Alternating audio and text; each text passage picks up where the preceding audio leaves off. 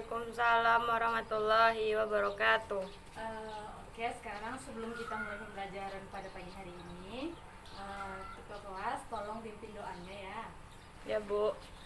Baiklah teman-teman, sebelum kita memulai pembelajaran hari ini, sebaiknya kita berdoa menurut agama dan kepercayaan masing-masing. Berdoa mulai. Berdoa selesai. Beri salam. Selamat pagi Bu.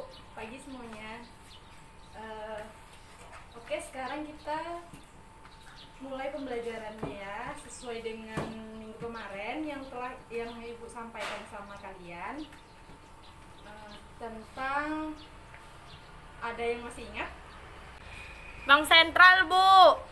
Iya, materi minggu lalu itu adalah tentang bank sentral, sistem pembayaran dan alat pembayaran. Nah, sebelum kita mulai, ada yang nggak hadir? Enggak Bu. Oh, berarti hadir semua ya. Iya Bu. Nanti boleh diisi untuk absennya ya. Ya Bu. Nah, di sini Ibu hari ini kita akan mereview artikel. Nah, Ibu ada beberapa artikel untuk kalian itu bersama-sama. Ibu mau kalian semua bagi tim menjadi 4 kelompok. Nah, nanti setelah kita selesai mereview, kalian presentasikan di depan dan kita akan bahas bersama-sama. Ketua kelas bisa bagiin apa artikelnya? Nah, itu dibagikan, kemudian silakan serahkan nama-nama kelompoknya sama Ibu. Nanti setelah kalian serahkan, kita mulai dalam waktu 30 menit. Setelah 30 menit, kalian presentasikan secara acak.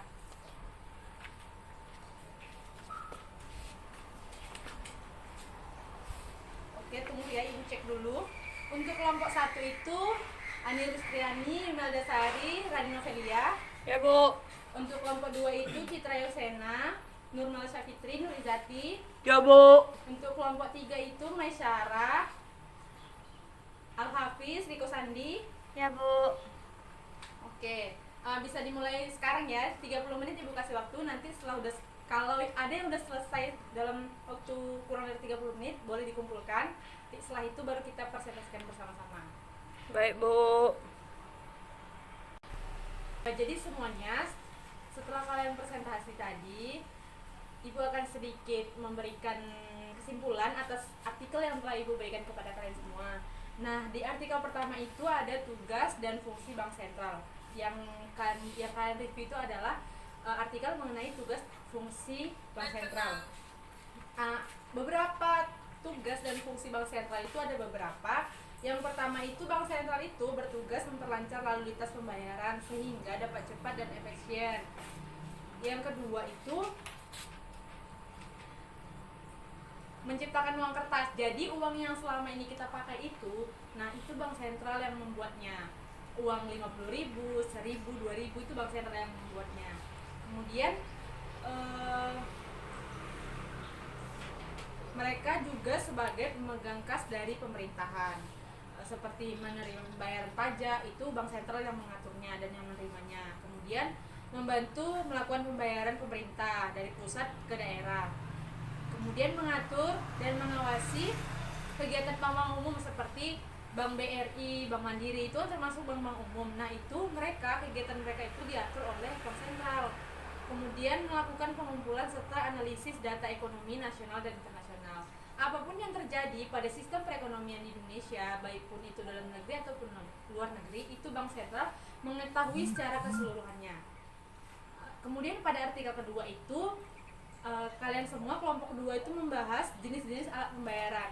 Nah, dalam artikel kedua itu kalian tadi telah memaparkan bahwasannya jenis-jenis alat pembayaran itu ada beberapa, contohnya seperti kartu ATM. Nah, ada beberapa jenis alat pembayaran selain itu. Nah, sekarang itu karena kemajuan teknologi yang sangat pesat, jenis-jenis alat pembayaran bukan hanya uang elektronik, bukan hanya kartu prabayar, bukan hanya kartu ATM, tapi juga menggunakan aplikasi-aplikasi yang sudah berstandar internasional. Kita tidak perlu pergi lagi ke ATM, tidak perlu lagi pergi lagi ke bank untuk membayar apa yang ingin kita beli ketika kita berada di Indonesia, namun apa yang kita beli itu berada di luar. Kemudian untuk artikel yang ketiga itu sistem pembayaran. Nah, sistem pembayaran ini menyangkut dengan alat-alat pembayaran tadi. Jadi sistem apa yang digunakan pada alat-alat pembayaran? Nah, begitu juga di Indonesia. Strukturnya seperti apa? Bagaimana alat pembayaran itu mengatur agar alat pembayaran itu menjadi mudah digunakan dimanapun.